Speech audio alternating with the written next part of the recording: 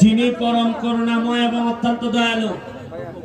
প্রথমেই আমি আপনাদের কাছে কৃতজ্ঞতা জানাচ্ছি যে আমার জন্য আপনারা বিভিন্ন ভাবে বিভিন্ন জায়গায় আমার জীবনের নিরাপত্তার জন্য আমার এলাকার মানুষ এবং এলাকার বাইরেও যারা মানববন্ধন করেছেন, প্রতিবাদ করেছেন, আমি এবং আমার পরিবারের পক্ষ থেকে আপনাদের প্রতি আমি কৃতজ্ঞতা জানাই। আমি কখনোই চাই নাই যে আমার সাথে একটা গানম্যান থাকুক, আমার সাথে অস্ত্র থাকুক, এটা আমি চাই নাই। কারণ সাথে যখন অস্ত্র আসে তখন সাধারণ মানুষ থেকে একটু দূরে সরে যেতে হয়।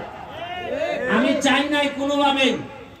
আমি এই গানম্যান চাইলে আর অনেক আগেই পাইতাম, কিন্তু আমার মনে হয়েছে যে আমার কাছে অস্ত্র থাকলে সাধারণ মানুষরা হয়তো ভয় পাইতে পারে, আমার কাছে নাও আসতে পারে।